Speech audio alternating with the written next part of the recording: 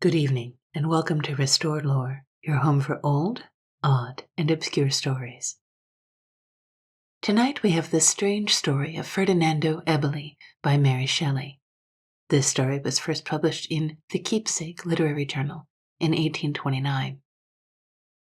Although it is considered a work of Gothic literature, it is not as weird and supernatural as many of her stories. Instead, it has a pretty spectacular plot twist. Now,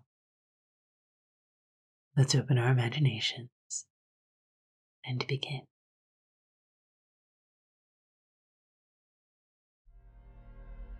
During this quiet time of peace, we are fast forgetting the excitements and astonishing events of the last war, and the very names of Europe's conquerors are becoming antiquated to the ears of our children.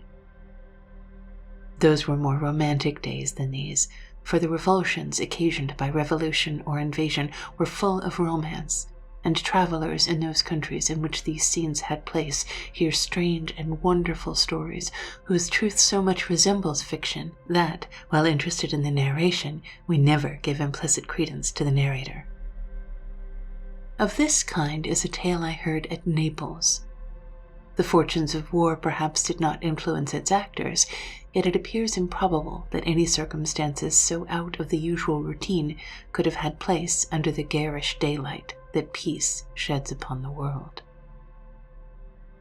When Murat, then called Gioacchino, king of Naples, raised his Italian regiments, several young nobles, who had before been scarcely more than vine-dressers on the soil, were inspired with a love of arms and presented themselves as candidates for military honors.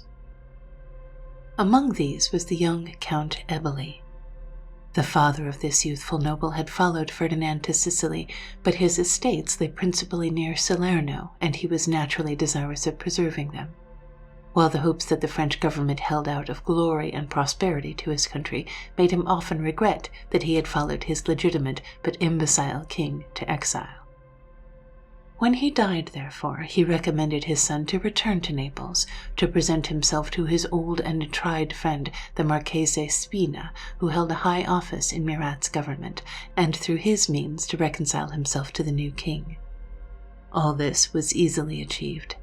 The young and gallant count was permitted to possess his patrimony, and, as a further pledge of good fortune, he was betrothed to the only child of the Marchese Spina. The nuptials were deferred till the end of the ensuing campaign. Meanwhile, the army was put in motion, and Count Eboli only obtained such short leave of absence as permitted him to visit for a few hours the villa of his future father-in-law, there to take leave of him and his affianced bride. The villa was situated on one of the Apennines to the north of Salerno and looked down over the plain of Calabria, in which Paestum is situated, on to the blue Mediterranean. A precipice on one side, a brawling mountain torrent, and a thick grove of ilex added beauty to the sublimity of its site. Count Eboli ascended the mountain path in all the joy of youth and hope. His stay was brief, an exhortation and a blessing from the Marchese, a tender farewell graced by gentle tears from the fair Adelinda, were the recollections he was to bear with him, to inspire him with courage and hope in danger and absence. The sun had just sunk behind the distant isle of Istria when, kissing his lady's hand, he said a last adieu, and, with slower steps and more melancholy mien, rode down the mountain on his road to Naples. That same night Adelinda retired early to her apartment, dismissing her attendants, and then, restless from mingled fear and hope, she threw open the glass door that led to a balcony, looking over the edge of the hill upon the torrent, whose loud rushing often lulled her to sleep, but whose waters were concealed from sight by the ilex trees, which lifted their topmost branches above the guarding parapet of the balcony. Leaning her cheek upon her hand, she thought of the dangers her lover would encounter, of her loneliness the while, of his letters, and of his return. A rustling sound now caught her ear. Was it the breeze among the ilex trees? Her own veil was unwaved by every wind, her tresses, even, heavy in their own rich beauty only, were not lifted from her cheek. Again those sounds. Her blood retreated to her heart, and her limbs trembled. What could it mean? Suddenly, the upper branches of the nearest tree were disturbed. They opened, and the faint starlight showed a man's figure among them. He prepared to spring from his hold onto the wall. It was a feat of peril. First, the soft voice of her lover bade her, "Fear not," and on the next instant he was at her side, calming her terrors and recalling her spirits that almost left her gentle frame from mingled surprise, dread, and joy. He encircled her waist with his arm, and pouring forth 1,000 passionate expressions of love, she leant on his shoulder and wept from agitation, while he covered her hands with kisses and gazed on her with ardent adoration. Then, in calmer mood, they sat together. Triumph and joy lighted up his eyes, and a modest blush glowed on her cheek, for never before had she sat alone with him, nor heard unrestrained his impassioned assurances of affection. It was indeed love's own hour. The stars trembled on the roof of his eternal temple. The dashing of the torrent, the mild summer atmosphere, and the mysterious aspect of the darkened scenery were all in unison to inspire security and voluptuous hope. They talked of how their hearts, through the medium of divine nature, might commune during absence, of the joys of reunion, and of their prospect of perfect happiness. The moment at last arrived when he must depart. "One tress of this silken hair," said he, raising one of the many curls that clustered on her neck. "I will place it on my heart, a shield to protect me against the swords and balls of the enemy." He drew his keen-edged dagger from its sheath. "Ill weapon for so gentle a deed," he said, severing the lock, and at the same moment many drops of blood fell fast on the fair arm of the lady. He answered her fearful inquiries by showing a gash he had awkwardly inflicted on his left hand. First he insisted on securing his prize, and then he permitted her to bind his wound, which she did half laughing, half in sorrow, winding round his hand a riband loosened from her own arm. "Now farewell," he cried. "I must ride 20 miles ere dawn, and the descending bear shows that midnight is past." His descent was difficult, but he achieved it happily, and the stave of a song, whose soft sounds rose like the smoke of incense from an altar from the dell below to her impatient ear, assured her of his safety. As is always the case when an account is gathered from eyewitnesses, I never could ascertain the exact date of these events. They occurred, however, while Murat was king of Naples, and when he raised his Italian regiments. Count Eboli, as aforesaid, became a junior officer in them, and served with much distinction, though I cannot name either the country or the battle in which he acted so conspicuous a part that he was on the spot promoted to a troop. Not long after this event, and while he was stationed in the north of Italy, Gioacchino, sending for him to headquarters late one evening, entrusted him with a confidential mission across a country occupied by the enemy's troops to a town possessed by the French. It was necessary to undertake the expedition during the night, and he was expected to return on that succeeding the following day. The king gave him his dispatches and the word, and the noble youth, with modest firmness, protested that he would succeed or die in the fulfillment of his trust. It was already night, and the crescent moon was low in the west when Count Ferdinando Eboli, mounting his favorite horse, at a quick gallop cleared the streets of the town, and then, following the directions given him, crossed the country among the fields planted with vines, carefully avoiding the main road. It was a beauteous and still night, calm, and sleep occupied the earth. War, the bloodhound, slumbered. The spirit of love alone had life in that silent hour. Exulting in the hope of glory, our young hero commenced his journey, and visions of aggrandizement and love formed his reveries. A distant sound roused him. He checked his horse and listened. Voices approached. When recognizing the speech of a German, he turned from the path he was following to a still straighter way. But again the tone of an enemy was heard and the trampling of horses. Eboli did not hesitate. He dismounted, tied his steed to a tree, and, skirting along the enclosure of the field, trusted to escape thus unobserved. He succeeded, after an hour's painful progress, and arrived on the borders of a stream, which, as the boundary between two states, was the mark of his having finally escaped danger. Descending the steep bank of the river, which, with his horse, he might perhaps have forded, he now prepared to swim. He held his dispatch in one hand, threw away his cloak, and was about to plunge into the water, when, from under the dark shade of the argine which had concealed them, he was suddenly arrested by unseen hands, cast on the ground, bound, gagged, and blinded, and then placed on a little boat, which was sculled with infinite rapidity down the stream. There seemed so much of premeditation in the act that it baffled conjecture, yet he must believe himself a prisoner to the Austrian. While, however, he still vainly reflected, the boat was moored, he was lifted out, and the change of atmosphere made him aware that they entered some house. With extreme care and celerity, yet in the utmost silence, he was stripped of his clothes, and 2 rings he wore, drawn from his fingers. Other habiliments were thrown over him, and then no departing footstep was audible, but soon he heard the splash of a single oar, and he felt himself alone. He lay perfectly unable to move, the only relief his captor or captors had afforded him being the exchange of the gag for a tightly bound handkerchief. For hours he thus remained, with a tortured mind, bursting with rage, impatience, and disappointment, now writhing as well as he could in his endeavors to free himself, now still in despair.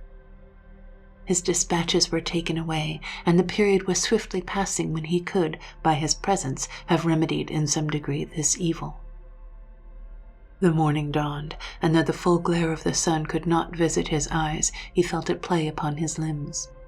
As the day advanced, hunger preyed on him, and, though amidst the visitation of mightier, he first disdained this minor evil, towards evening it became, in spite of himself, the predominant sensation.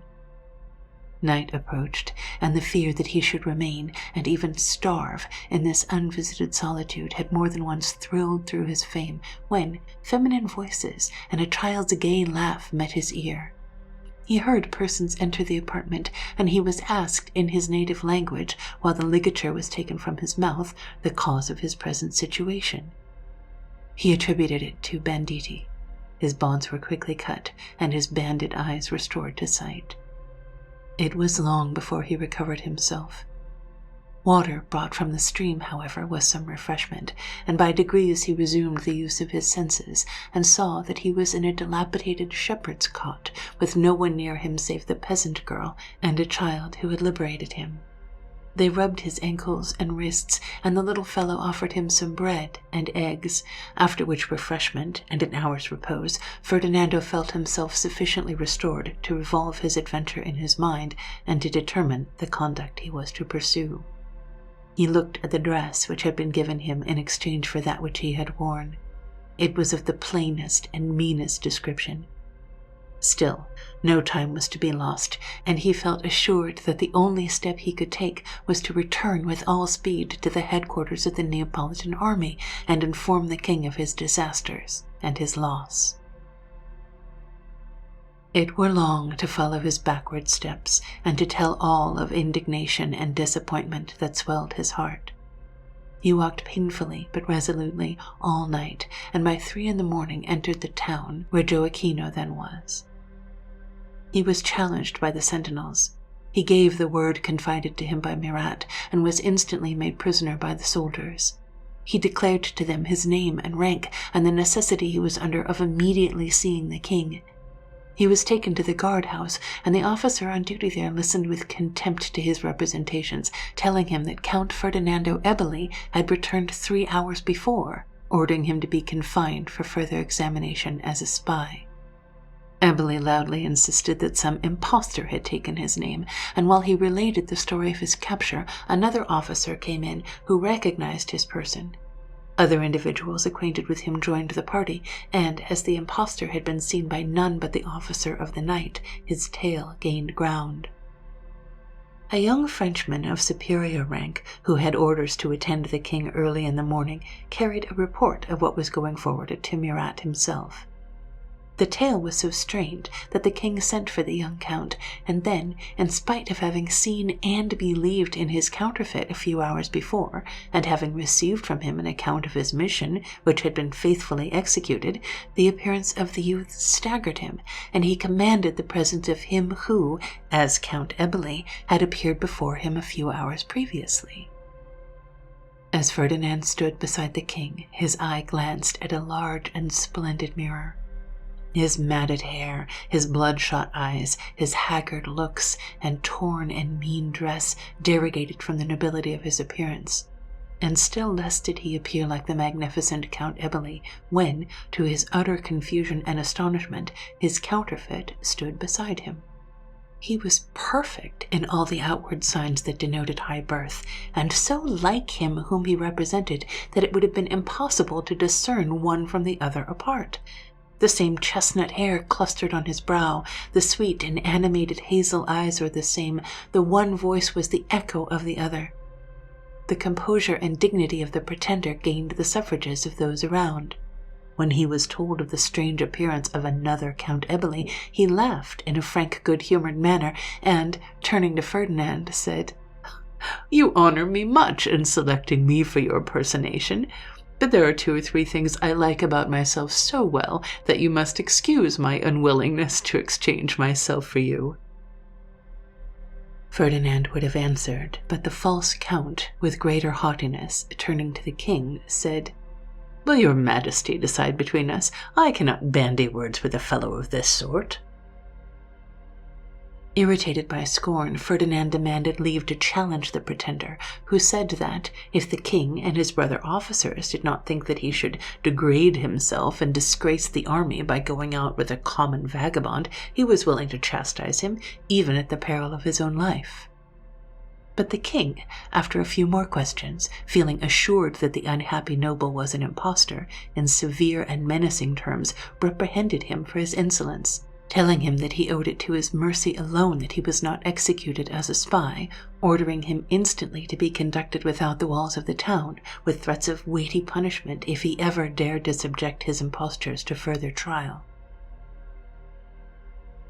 It requires strong imagination and the experience of much misery fully to enter into Ferdinand's feelings. From high rank, glory, hope, and love, he was hurled to utter beggary and disgrace. The insulting words of his triumphant rivals and the degrading menaces of his so lately gracious sovereign rang in his ears, every nerve in his frame writhed with agony. But, fortunately for the endurance of human life, the worst misery in early youth is often but a painful dream which we cast off when slumber quits our eyes. After a struggle with intolerable anguish, hope and courage revived in his heart. His resolution was quickly made. He would return to Naples, relate his story to the Marchesa Spina, and, through his influence, obtain at least an impartial hearing from the king. It was not, however, in his peculiar situation, an easy task to put his determination into effect. He was penniless. His dress bespoke poverty. He had neither friend nor kinsman near, but such as would behold in him the most impudent of swindlers. Still, his courage did not fail him. The kind Italian soil, in the autumnal season now advanced, furnished him with chestnuts, arbutus berries, and grapes.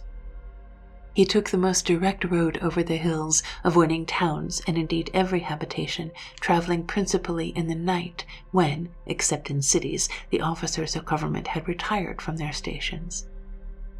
How he succeeded in getting from one end of Italy to the other, it is difficult to say, but certain it is that after the interval of a few weeks he presented himself at the Villa Spina. With considerable difficulty he obtained admission to the presence of the Marchese, who received him standing with an inquiring look, not at all recognizing the noble youth. Ferdinand requested a private interview, for there were several visitors present.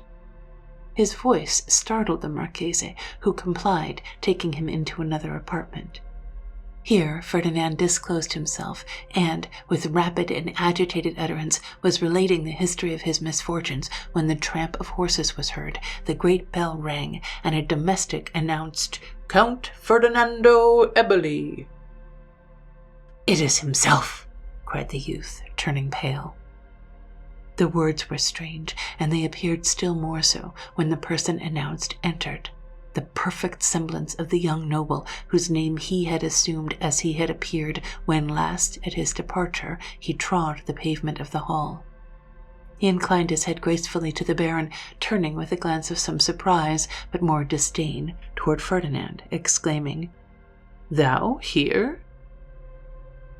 Ferdinand drew himself up to his full height. In spite of fatigue, ill fare, and coarse garments, his manner was full of dignity. The Marchese looked at him fixedly and started as he marked his proud mien and saw in his expressive features the very face of Eboli. But again he was perplexed when he turned and discerned, as in a mirror, the same countenance reflected by the newcomer, who underwent this scrutiny somewhat impatiently.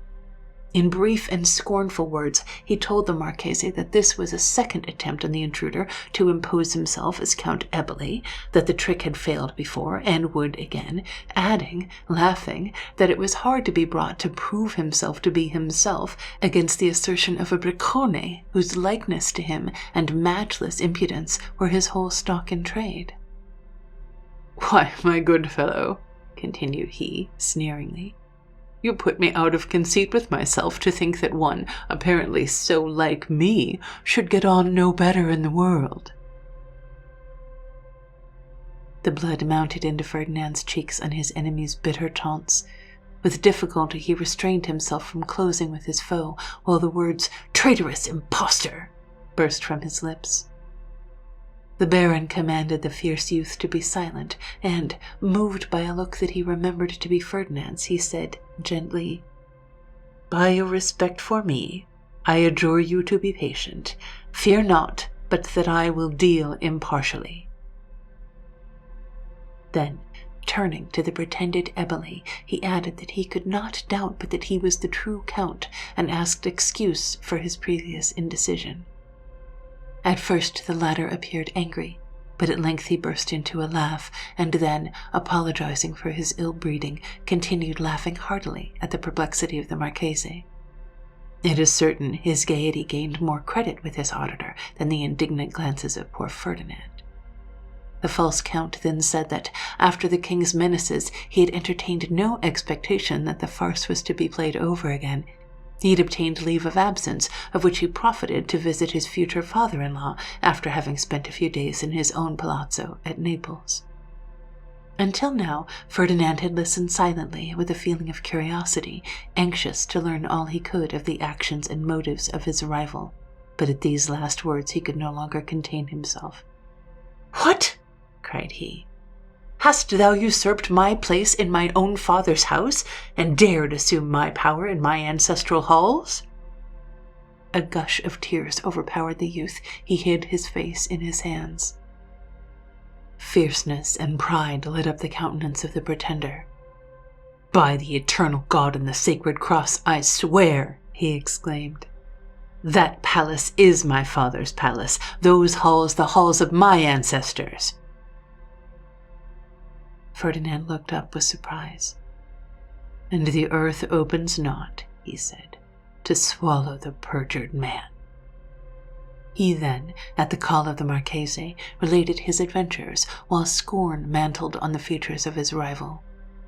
The Marchese, looking at Eboli, could not free himself from doubt. He turned from one to the other.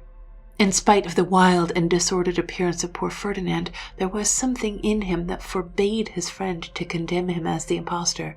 But then it was utterly impossible to pronounce such the gallant and noble-looking youth, who could only be acknowledged as the real Count by disbelief of the other's tale. The Marchese, calling an attendant, sent for his fair daughter. "This decision," said he, "shall be made over to the subtle judgment of a woman and the keen penetration of one who loves."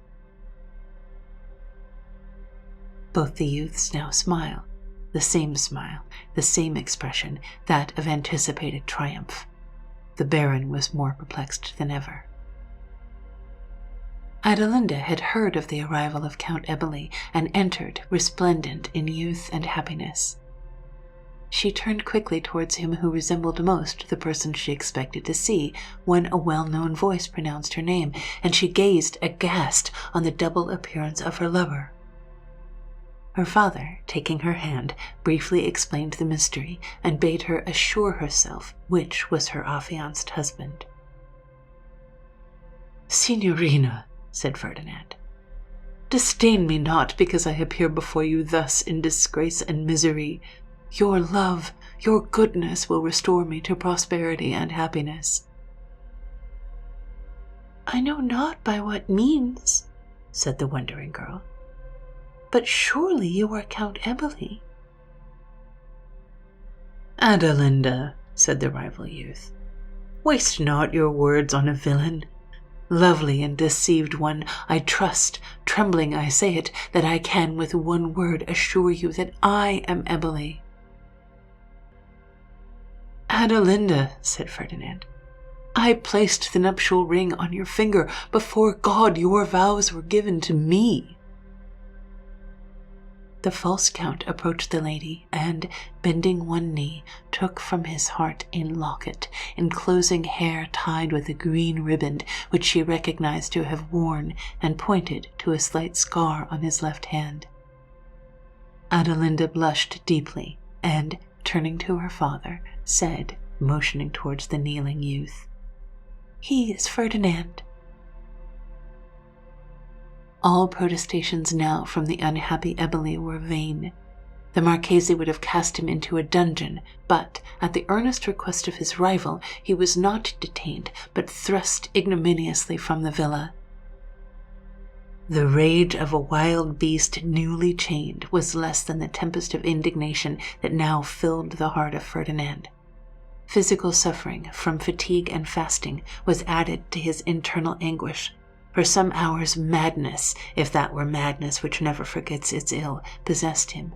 In a tumult of feelings there was one predominant idea. It was to take possession of his father's house, and to try, by ameliorating the fortuitous circumstances of his lot, to gain the upper hand of his adversary. He expended his remaining strength in reaching Naples, entered his family palace, was received and acknowledged by his astonished domestics. One of his first acts was to take from a cabinet a miniature of his father encircled with jewels, and to invoke the aid of the paternal spirit. Refreshment and a bath restored him to some of his usual strength, and he looked forward with almost childish delight to one night to be spent in peace under the roof of his father's house. This was not permitted.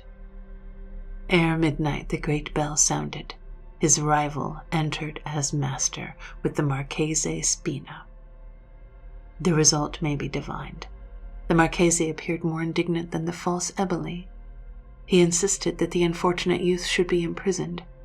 The portrait, whose setting was costly, found on him, proved him guilty of robbery. He was given into the hands of the police and thrown into a dungeon. I will not dwell on the subsequent scenes. He was tried by the tribunal, condemned as guilty, and sentenced to the galleys for life. On the eve of the day when he was to be removed from the Neapolitan prison to work on the roads in Calabria, his rival visited him in his dungeon. For some moments both looked at the other in silence.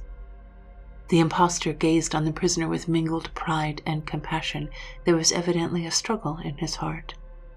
The answering glance of Ferdinand was calm, free, and dignified. He was not resigned to his hard fate, but he disdained to make any exhibition of despair to his cruel and successful foe.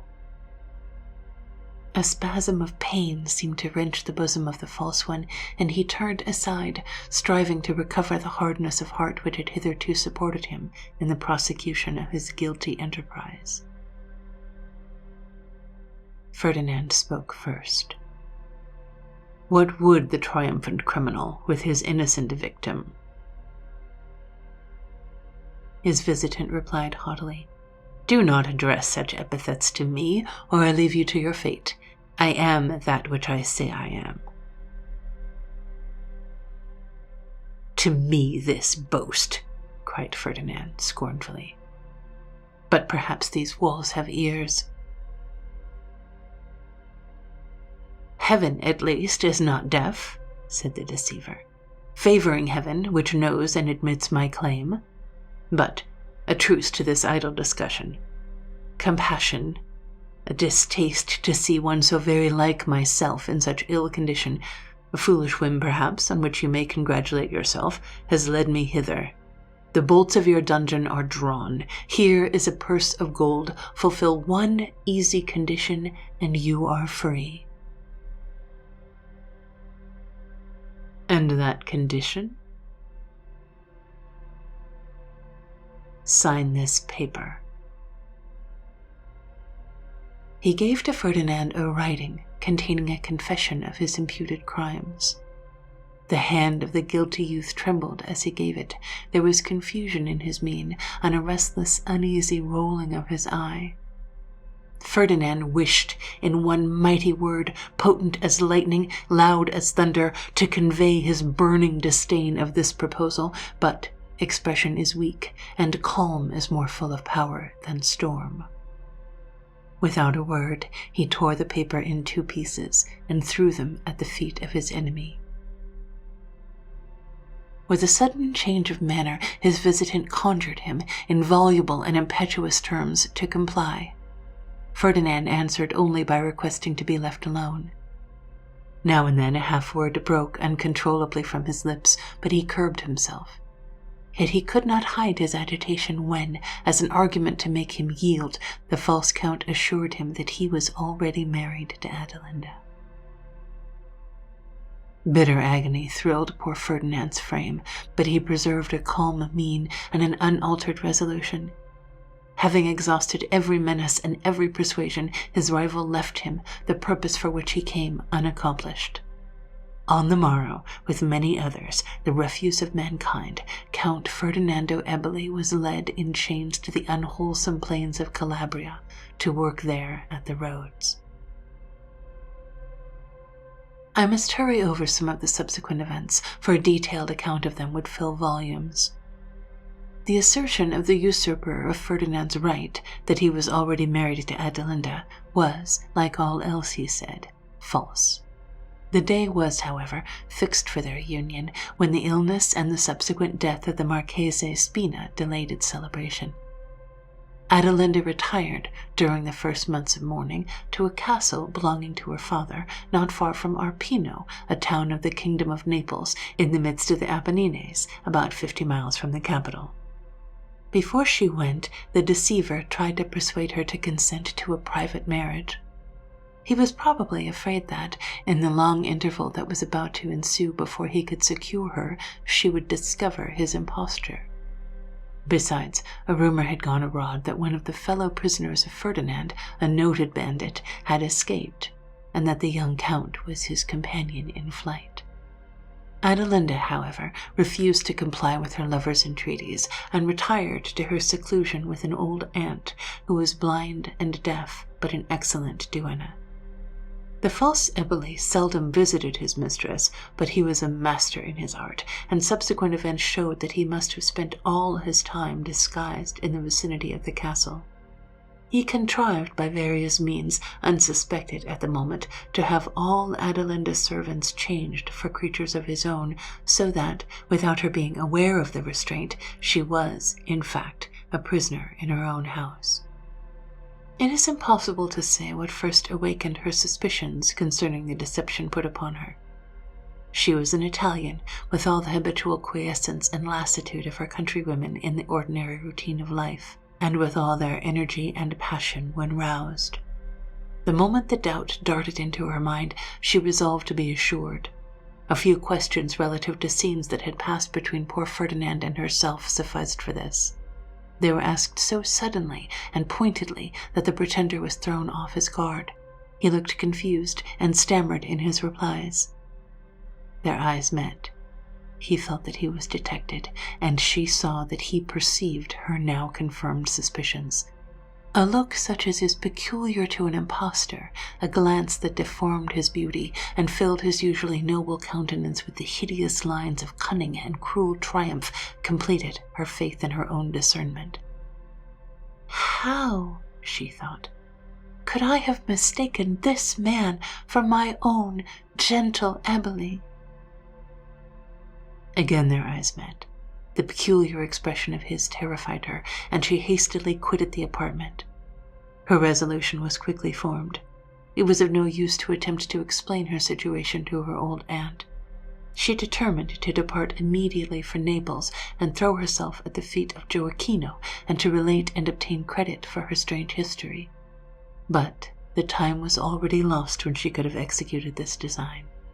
The contrivances of the deceiver were complete. She found herself a prisoner. Excess of fear gave her boldness, if not courage. She sought her jailer. A few minutes before she had been a young and thoughtless girl, docile as a child and as unsuspecting. Now she felt as if she had suddenly grown old in wisdom, and that the experience of years had been gained in that of a few seconds. During their interview she was wary and firm, while the instinctive power of innocence over guilt gave majesty to her demeanor. The contriver of her ills for a moment cowered beneath her eye. At first he would by no means allow that he was not the person he pretended to be, but the energy and eloquence of truth bore down his artifice, so that, at length driven into a corner, he turned, a stag at bay. Then it was her turn to quail, for the superior energy of a man gave him the mastery. He declared the truth. He was the elder brother of Ferdinand, a natural son of the old Count Eboli. His mother, who had been wronged, never forgave her injurer, and bred her son in deadly hate for his parent, and the belief that the advantages enjoyed by his more fortunate brother were rightfully his own. His education was rude, but he had an Italian's subtle talents, swiftness of perception, and guileful arts. "It would blanch your cheek," he said to his trembling auditress, "could I describe all that I have suffered to achieve my purpose. I would trust to none. I executed all myself. It was a glorious triumph, but due to my perseverance and my fortitude, when I and my usurping brother stood, I, the noble, he, the degraded outcast, before our sovereign." Having rapidly detailed his history, he now sought to win the favorable ear of Adelinda, who stood with averted and angry looks. He tried by the varied shows of passion and tenderness to move her heart. Was he not, in truth, the object of her love? Was it not he who scaled her balcony at Villa Spina? He recalled scenes of mutual overflow of feeling to her mind, thus urging arguments the most potent with a delicate woman. Pure blushes tinged her cheek, but horror of the deceiver predominated over every other sentiment. He swore that as soon as they should be united he would free Ferdinand and bestow competency, nay, if so she willed it, half his possessions on him. She coldly replied that she would rather share the chains of the innocent and misery than link herself with imposture and crime. She demanded her liberty, but the untamed and even ferocious nature that had borne the deceiver through his career of crime now broke forth, and he invoked fearful imprecations on his head if she ever quitted the castle except as his wife. His look of conscious power and unbridled wickedness terrified her. Her flashing eyes spoke abhorrence. It would have been far easier for her to have died than have yielded the smallest point to a man who made her feel for one moment his irresistible power arising from her being an unprotected woman wholly in his hands. She left him, feeling as if she had just escaped from the impending sword of an assassin. 1 hour's deliberation suggested to her a method of escape from her terrible situation. In a wardrobe at the castle lay in their pristine gloss the habiliments of a page of her mother, who had died suddenly, leaving these unworn relics of his station. Dressing herself in these, she tied up her dark shining hair, and even, with a somewhat bitter feeling, girded on the slight sword that appertained to the costume. Then, through a private passage leading from her own apartment to the chapel of the castle, she glided with noiseless steps long after the Ave Maria sounded at 24 o'clock had, on a November night, given token that half an hour had passed since the setting of the sun. She possessed the key of the chapel door. It opened at her touch. She closed it behind her, and she was free. The pathless hills were around her, the starry heavens above, and a cold wintry breeze murmured around the castle walls. But fear of her enemy conquered every other fear, and she tripped lightly on, in a kind of ecstasy, for many a long hour over the stony mountain path, she, who had never before walked more than a mile or two at any time in her life, till her feet were blistered, her slight shoes cut through, her way utterly lost. At morning's dawn she found herself in the midst of the wild ilex-covered Apennines, and neither habitation nor human being apparent. She was hungry and weary. She had brought gold and jewels with her, but here were no means of exchanging these for food. She remembered stories of banditti, but none could be so ruffian-like and cruel as him from whom she fled. This thought, a little rest, and a draught of water from a pure mountain spring restored her to some portion of courage, and she continued her journey. Noonday approached, and in the south of Italy the noonday sun, when unclouded, even in November, is oppressively warm, especially to an Italian woman who never exposes herself to its beams. Faintness came over her. There appeared recesses in the mountainside along which she was traveling, grown over with bay and arbutus. She entered one of these, there to repose. It was deep, and led to another that opened into a spacious cavern lighted from above. There were cates, grapes, and a flagon of wine on a rough-hewn table. She looked fearfully around, but no inhabitant appeared. She placed herself at the table and, half in dread, ate of the food presented to her, and then sat, her elbow on the table, her head resting on her little snow-white hand, her dark hair shading her brow and clustering round her throat. An appearance of languor and fatigue diffused through her attitude, while her soft black eyes filled at intervals with large tears, as, pitying herself, she recurred to the cruel circumstances of her lot. Her fanciful but elegant dress, her feminine form, her beauty, and her grace, as she sat pensive and alone in the rough, unhewn cavern, formed a picture a poet would describe with delight, an artist love to paint. She seemed a being of another world, a seraph, all light and beauty, a Ganymede escaped from his thrall above to his natal Ida. It was long before I recognized, looking down on her from the opening hill, my lost Adelinda. Thus spoke the young Count Eboli when he related this story, for its end was as romantic as its commencement. When Ferdinando had arrived a galley slave in Calabria, he found himself coupled with a bandit, a brave fellow, who abhorred his chains from love of freedom as much as his fellow prisoner did, from all the combination of disgrace and misery they brought upon him. Together they devised a plan of escape and succeeded in effecting it. On their road, Ferdinand related his story to the outlaw, who encouraged him to hope a favorable turn of fate, and meanwhile invited and persuaded the desperate man to share his fortunes as a robber among the wild hills of Calabria. The cavern where Adelinda had taken refuge was one of their fastnesses, whither they betook themselves at periods of imminent danger for safety only, as no booty could be collected in that unpeopled solitude, and there, one afternoon, returning from the chase, they found the wandering, fearful, solitary, fugitive girl, and never was lighthouse more welcome to tempest-tossed sailor than was her own Ferdinand to his lady-love. Fortune, now tired of persecuting the young noble, favored him still further. The story of the lovers interested the bandit chief, and promise of reward secured him. Ferdinand persuaded Adelinda to remain one night in the cave, and on the following morning they prepared to proceed to Naples. But at the moment of their departure, they were surprised by an unexpected visitant. The robbers brought in a prisoner. It was the impostor.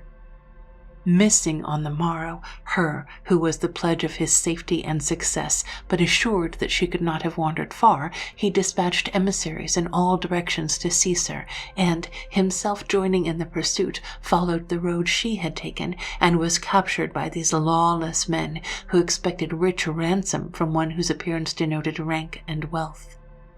When they discovered who their prisoner was, they generously delivered him up into his brother's hands. Ferdinand and Adelinda proceeded to Naples. On their arrival, she presented herself to Queen Caroline, and, through her, Murat heard with astonishment the device that had been practiced on him. The young count was restored to his honors and possessions, and within a few months afterwards was united to his betrothed bride.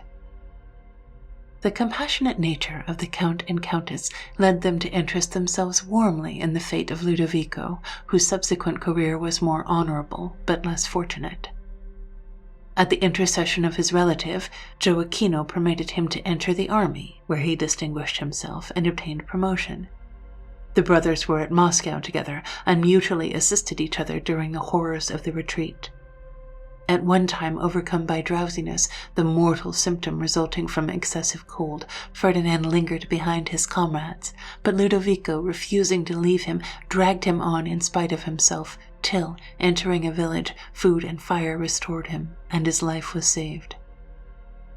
On another evening, when wind and sleet added to the horror of their situation, Ludovico, after many ineffective struggles, slid from his horse, lifeless. Ferdinand was at his side and, dismounting, endeavored by every means in his power to bring back pulsation to his stagnant blood. His comrades went forward, and the young count was left alone with his dying brother in the white, boundless waste. Once Ludovico opened his eyes and recognized him. He pressed his hand, and his lips moved to utter a blessing as he died.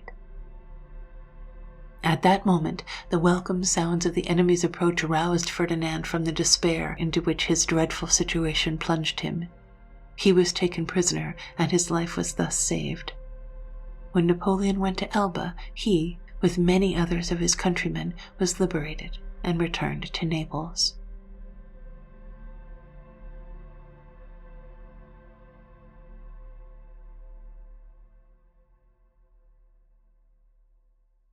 So I was absolutely sure that the real Ferdinand would pull out that lock of hair and prove his identity, and I was blown away when it was the imposter all the way back then.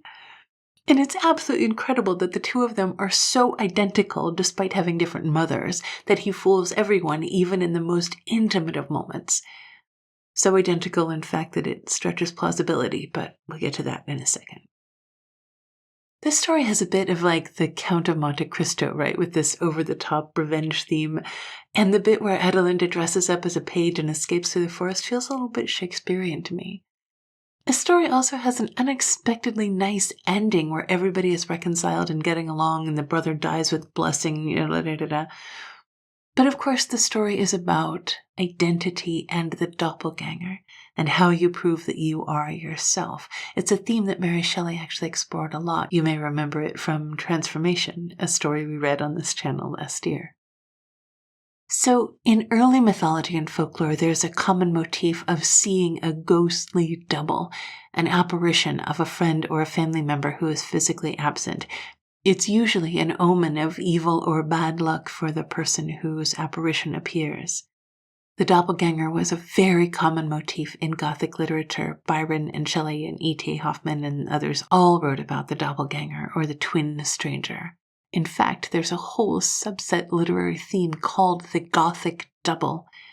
The Gothic double is usually a person and their opposing counterpart, not just Dr. Jekyll and Mr. Hyde, but also in stories like Jane Eyre and Rebecca, the main character is both haunted and overshadowed by this duplicate predecessor, a person who is omnipresent and invisible, who stood where they stand and did what they do. In modern times, Aronofsky's Black Swan, for example, explores the idea of a Gothic double as part of a descent into madness. And in fact, this theme is heavily associated with madness. The sensation of doubling in psychology is called hotoscopy. A person has the sensation of seeing their own self from a distance. It's often a symptom of schizophrenia or epilepsy. In one notable case, a man saw 5 doppelgangers of himself, and it was caused by a tumor in his temporal lobe. And isn't it interesting that this ability to disassociate and see oneself from outside is a kind of latent ability of the brain, a step, of course, on the way to madness? But then almost everything really interesting that the brain does is potentially a step toward madness. However, I don't think that Shelley or the Gothics were particularly exploring questions about madness and sanity as they wrote about the doppelganger. I think they were playing with questions of identity. How do you know yourself? How do other people know you? If someone looked like you and spoke like you, dressed like you, and imitated you, how would you prove who you were? The horror in this story is that the imposter deceives not just your coworkers and your boss, not just your father-in-law and your servants, but they deceive your lover, your fiancé, the person closest to you. An optimist would say that no matter how identical to you someone is, your best beloved would recognize the real you. Shelley here suggests that they might not. If you listen all the way to the end of the video, you get to hear me make a little confession. Tonight's confession is that I recently subscribed to Netflix again, which reminded me of all of those TV shows that I started and never finished. I just stopped watching Umbrella Academy at the end of the 3rd season because the show is already getting pretty repetitive and people didn't love the 4th season. I didn't finish The X-Files. I didn't finish Game of Thrones. I gave up on Stranger Things. Then that got me thinking about The Walking Dead, which I found so boring and quit a few episodes into the 2nd season. The whole show was like 5 minutes of fighting zombies, followed by hours and hours of like who's sleeping with who, and who's aligned with who, and who's going to be the leader. And the whole show seemed to me that this group of people would fight some zombies, they'd go off somewhere and they'd set up a little camp, and then they'd just have this interminable drama amongst themselves until the zombies show up and they start the whole thing over again. It's both exhausting and boring. And that got me thinking about how everybody says that if there's a zombie apocalypse, you need to either head off to the wilderness and build yourself an encampment, or you need to like take over a shopping mall or a Walmart or something. But why don't people talk about going to an island? There are millions of islands in the world with fresh water and space for farming and livestock and fishing. You could easily see any zombies coming if zombies ever figured out how to operate a boat. And an island is incredibly easy to quarantine and to defend. Furthermore, the San Juans, the Hebrides, these are absolutely gorgeous places.